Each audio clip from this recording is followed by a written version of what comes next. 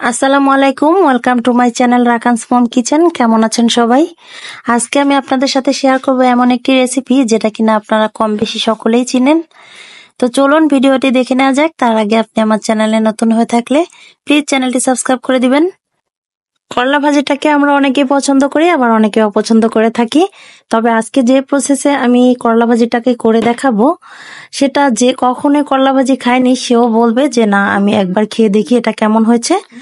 এটার কালারটা এতটাই সুন্দর যে যে কখনো খায়নি সেও খেতে চাইবে। প্রথমে আমি 3টি করলা নিয়ে এইভাবে কেটে নিয়েছি। আপনারা চাইলে আরো পাতলা করে কাটতে পারেন, আমি বেশি পাতলা করে কাটতে পারি না। অনেকেই বলে করলা মোটা করে কাটলে নাকি এটার কালারটা ভালো থাকে না। তো আপনারাই দেখবেন যে আমি মোটা করে কাটার পরেও এটার কালারটা কেমন রয়েছে।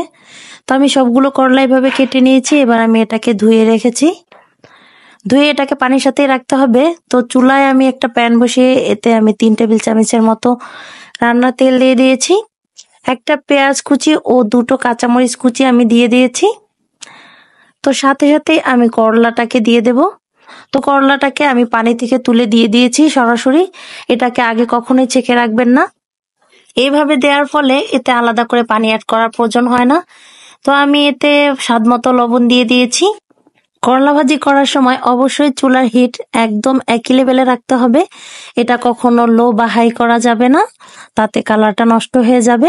আমি সবসময় করলা ভাজি করার সময় চুলার হিট হাই ও মিডিয়ামের মাঝামাঝিতে রাখি। তো এই পর্যায়ে আমি এতে 1 চিমটি হলুদ অ্যাড করে দিচ্ছি। আপনারা চাইলে এটা স্কিপ করতে পারেন, কোনো সমস্যা নেই, এতে স্বাদে কোনো কম হবে না। এটা দেখার সৌন্দর্যের জন্য আমি দিয়েছি। তো এই পর্যায়ে আমি এটাকে নেড়ে চেড়ে 1 মিনিটের জন্য একটু ঢাকনা দিয়ে ঢেকে দেব, জাস্ট 1 মিনিট। তো আমার এটা 1 মিনিট হয়ে গেছে। এবার আমি ঢাকনাটা তুলে ফেলবো। এটা বেশিক্ষণ ঢেকে রাখা যাবে না, তাতে কালারটা নষ্ট হয়ে যাবে, সবুজ কালারটা থাকবে না, লালচে ভাব হয়ে যাবে। তো এবার আমি আরো 1 মিনিট এইভাবে নেড়েচেড়ে রান্না করে নিয়েছি। আমার এটা সিদ্ধ হয়ে গেছে। তো এবার আমি এটা তুলে ফেলবো।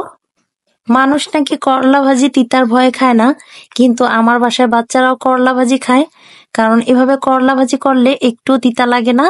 আপনারা প্লিজ বাসায় একবার হলেও ট্রাই করবেন। ভিডিওটি যদি ভালো লেগে থাকে প্লিজ লাইক, কমেন্ট ও শেয়ার করবেন। ভালো থাকবেন, সুস্থ থাকবেন। আল্লাহ হাফেজ।